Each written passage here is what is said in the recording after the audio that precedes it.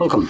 In front of me is a Samsung Galaxy A42, and today I'll show you a couple tweaks and tricks you can do with this device. So, starting off, we're going to begin with the screen mode, which will allow you to change the color, temperature of it, and you can simply access it by going under Settings, Display, and then Screen Mode. And by default, it's set to Vivid, which you have a couple photos to view it on here. Now, personally, to me, Vivid is a little bit too vivid, and if you drop it to natural, in my opinion, that is way better. Now, it won't be as saturated as vivid, and in certain cases it might look a little bit worse, but in personal opinion, this looks more realistic than these colors that are literally like a little bit too, the oranges specifically almost hurt the eye. That's how orange they are, which is just unnatural. Now, it is designed to kind of make it look stand out, but personally I prefer the natural.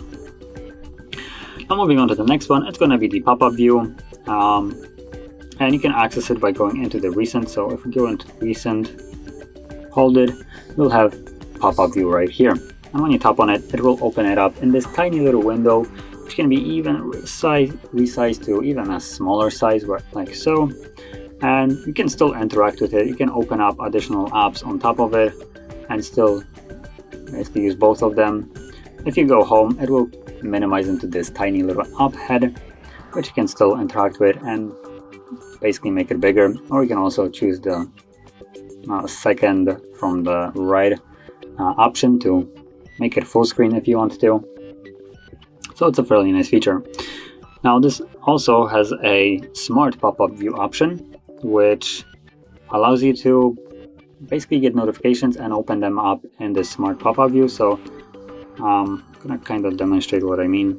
So if you go into pop-up view, for instance, if you get a message, you can interact with the banner that will pop up right here, and then it will open it up in this kind of mode. Now, to get this going, I believe it's gonna be, let me see, advanced features maybe. Yep, there it is, smart pop-up view. And from here you will enable all the apps that you want to basically open in this mode.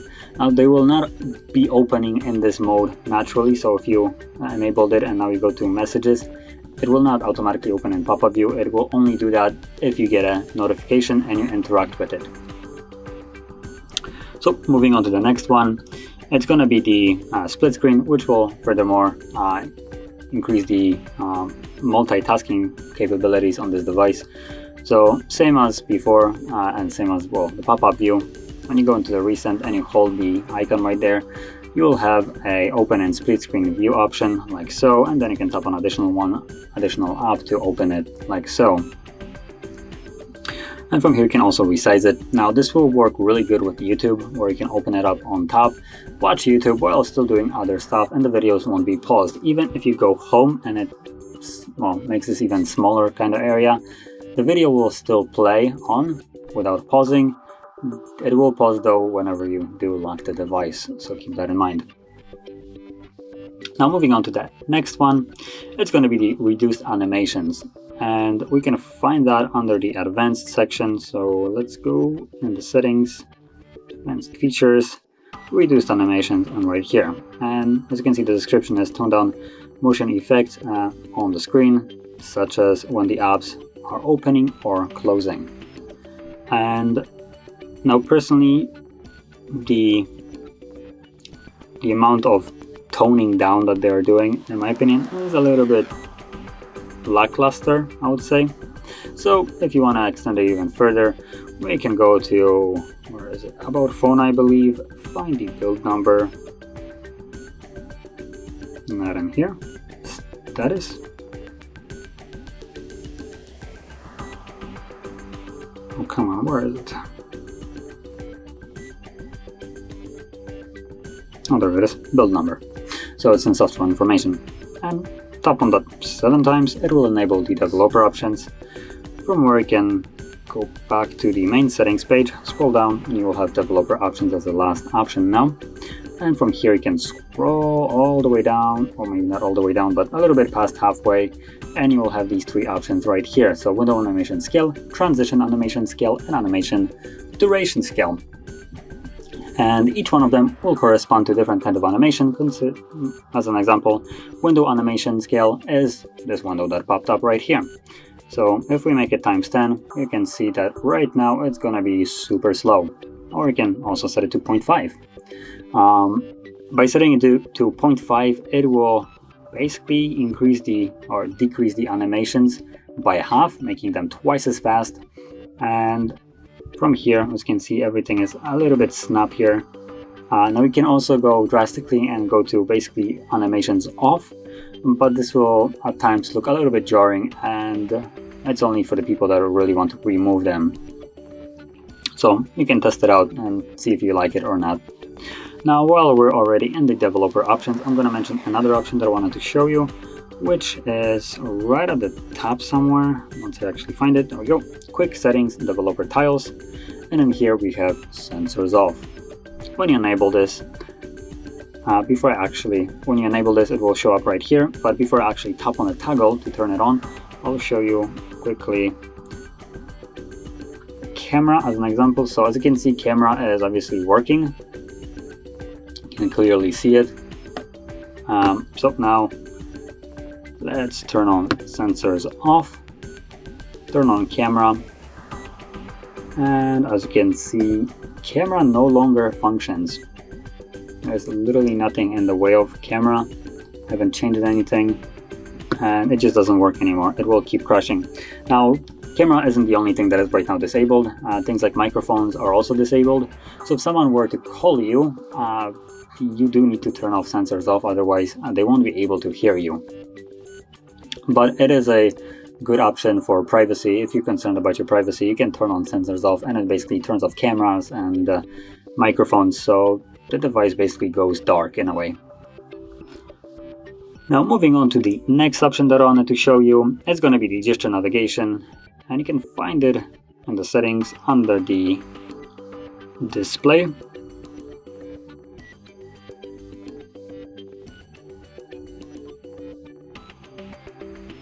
Navigation bar, and as you can see, we have the swipe gestures.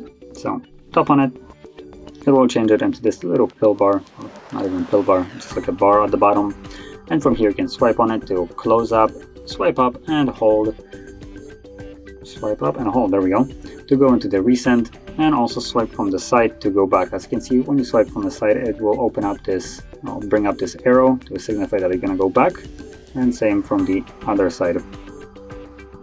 Come on, there we go.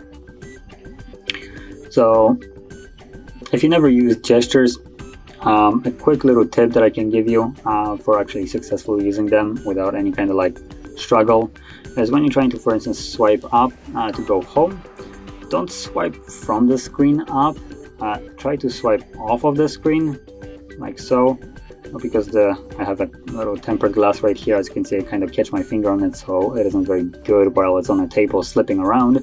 But in general, by swiping off of the screen onto it, it will ensure that you're gonna get the gestures correctly, and they will tick, if you know what I mean. And moving on to that last thing that I wanted to, or second last thing that I wanted to show, it's going to be the dark mode, and this one is fairly quickly accessible through the notification panel, I believe somewhere. There we go, right over here. Once you tap on it, it turns on dark mode, and this extends system-wide. So if you open up dialer, dark mode, message, dark mode, gallery, dark mode, and basically everything else that is pre-installed on this device is in dark mode, including settings as well. So if you like it, you can enable it. If you don't, disable it. And there's also some options for it, so you can turn it on as a schedule, which will allow you to either set it to sunrise to sunset and so on, or based on time, which you can set up. And in my opinion, during nighttime, dark mode is a little bit better, while during daytime, the light mode is more optimal, especially in the sunlight.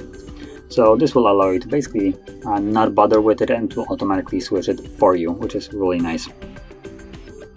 And now moving on to that last option, which is the swipe down for notification panel, and honestly one of the better options right here. So on Samsung's with their One UI, for some reason they decided that swiping down will bring up your app tray, while swiping up does the same thing. So you have two different gestures for the same function. It makes it a little redundant, but then if you want to get your notification panel, they really made it nice that you can access it really easily once you pull it down. So all the toggles are a little bit lower, but you still have to reach all the way to actually pull it down, which defeats the purpose of it. But to change that, we can go into the settings, again, display, and from here we're gonna go under the home screen right here and swipe down for notification panel right over here, enable this, get out of the settings, and now swipe down, get notification panel. And you can swipe down as low as you can, so I'll try again here. As you can see, I can still pull it down, while now accessing the app tray will require you to swipe up only. And personally, I prefer this much more. But this will conclude all the tweaks and tricks that I wanted to share. And if you found them helpful, don't forget to hit like, subscribe, and thanks for watching.